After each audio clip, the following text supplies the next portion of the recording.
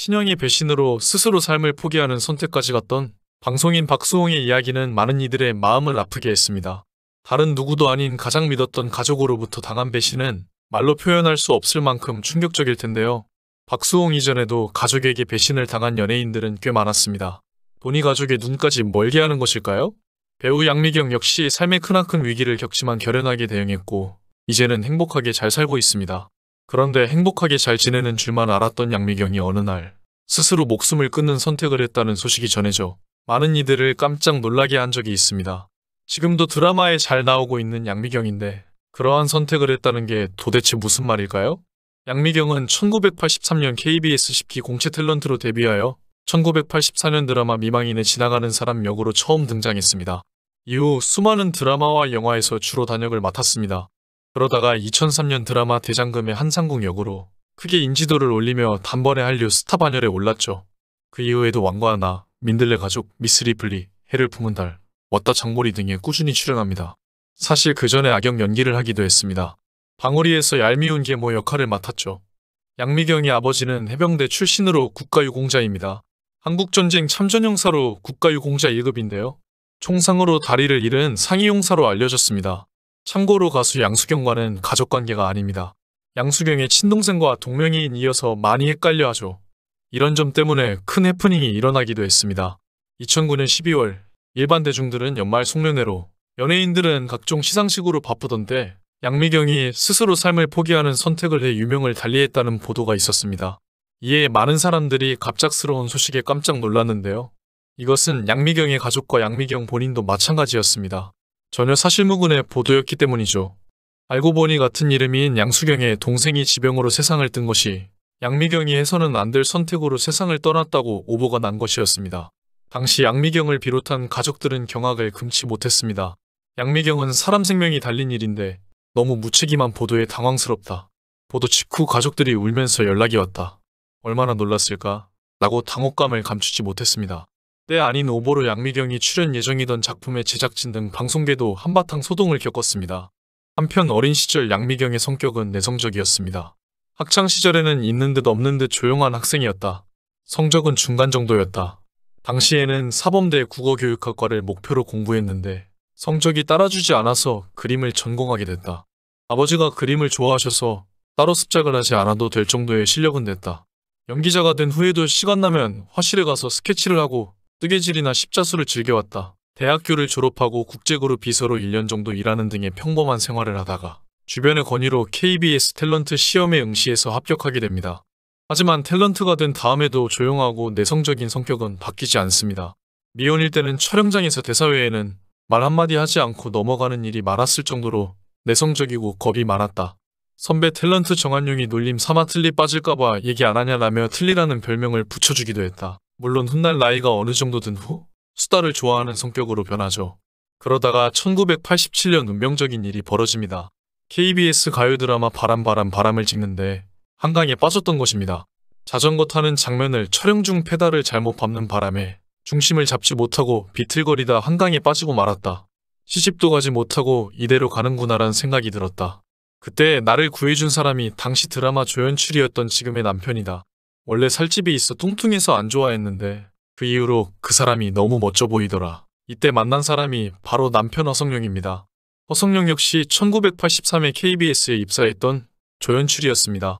당시 양미경의 말처럼 살집이 있고 미남은 아니었습니다. 게다가 양미경은 동료 미남 탤런트들을 많이 봤으니 더욱더 비교가 되었을 것입니다. 한강 사건으로 둘은 좋은 기억을 가진 채 헤어집니다. 이때까지만 해도 인연이 아니었죠. 그러다가 둘은 6개월 후에 다시 우연히 방송국 로비에서 촬영 대기를 하다가 만나게 됩니다. 이상하게 그날 둘 다 촬영이 계속 지연되더라. 기다리면서 드라마 이야기를 하기 시작했는데 이 배우가 작품을 보는 나름의 시각과 눈이 있구나 싶은 생각이 들면서 괜찮은 사람이라는 마음이 생겼다. 그 뒤 매일 만나다시피 하다 6개월 만에 결혼했다. 허성룡은 양미경의 외모가 아니라 대화를 오래 나눠보고 서로 통하는 것이 있으니 사귀기 시작한 것이었습니다. 양미경 역시 이때 허성룡의 성격을 파악했고 또 그전 사건에서 단역이었던 자신을 구하기 위해서 서슴없이 몸을 날렸던 일로 그 마음가짐에 반했던 것이 아닌가 합니다. 이렇게 둘은 서로 이야기를 하다가 마음이 끌렸고 6개월 연애 후인 1988년 결혼식을 올리게 됩니다. 허성룡은 이후 KBS 예능국 PD를 그만두고 대학에서 강의를 하다가 모 선박회사 임원으로 일하게 됩니다. 후에는 국회 방송에서도 일합니다. 양미경은 남편을 성격을 보고 선택을 했고 그것이 나중에 큰 도움이 되기도 합니다. 야외 촬영하다 쉬는 시간에 잠시 집에 들르면 남편이 왜 거기서 쉬지 않고 집에 왔느냐고 그런다. 제가 식사 준비를 하면 남편이 빨래하고 아들은 걸레질을 한다. 사소한 부분이지만 이런 것들을 일하는 아내와 엄마의 몫으로 밀어놓으면 더없이 힘들어지지 않나. 아들은 운동화가 작아지면 사달라고 조르는 게 아니라 자기 발가락을 구부려 거기에 맞춰 신을 정도로 착하다. 성격이 원만해서 교우관계도 좋고 부모 말도 잘 따라준다. 또 두 남자 모두 집안일을 잘 거둔다. 제가 없을 때도 청소나 설거지를 나눠서 하더라. 덕분에 저는 일주일에 한 번씩 장만 보면 된다. 남편은 양미경에게 충고도 잊지 않았습니다. 한상궁으로 인기가 치솟고 인터넷에 팬카페가 생겼을 때 남편이 팬들에게 고마워해야 한다고 말하더라.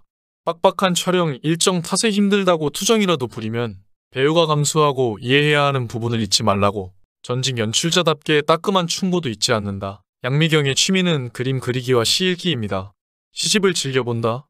류시와 시인의 시를 특히 좋아하고 곽재구 시인의 새벽기차와 정호승 시인의 수선화얘기도 좋았다. 스트레스를 많이 받을수록 책이 늘어나는데 아들도 저를 닮은 것 같다.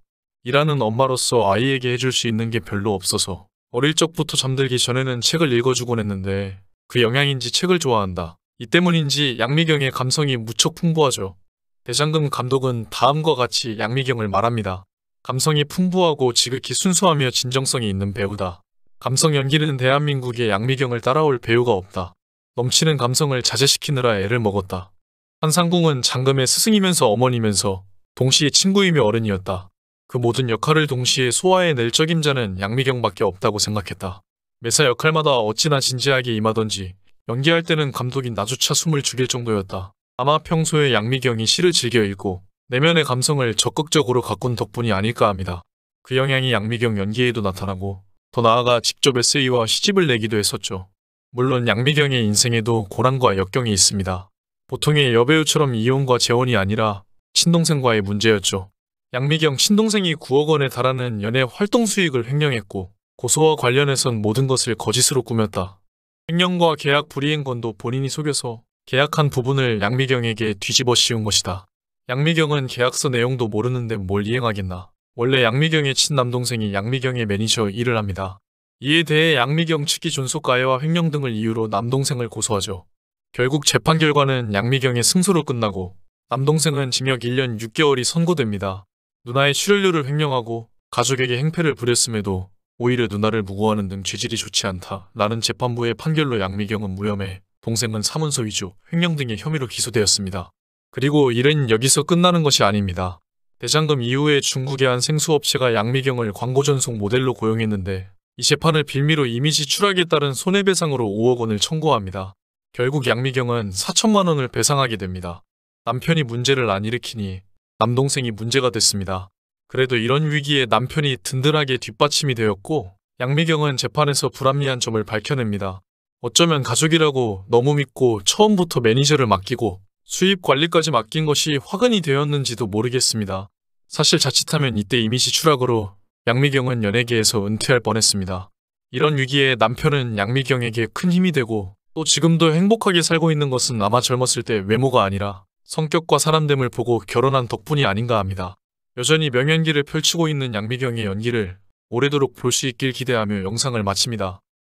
지금까지 영상을 시청해주셔서 감사합니다. 댓글로 여러분들의 소중한 의견을 자유롭게 남겨주세요. 구독과 좋아요 부탁드립니다. 알림 설정을 누르시면 누구보다 빨리 최신 영상을 보실 수 있습니다. 감사합니다. 행복하세요.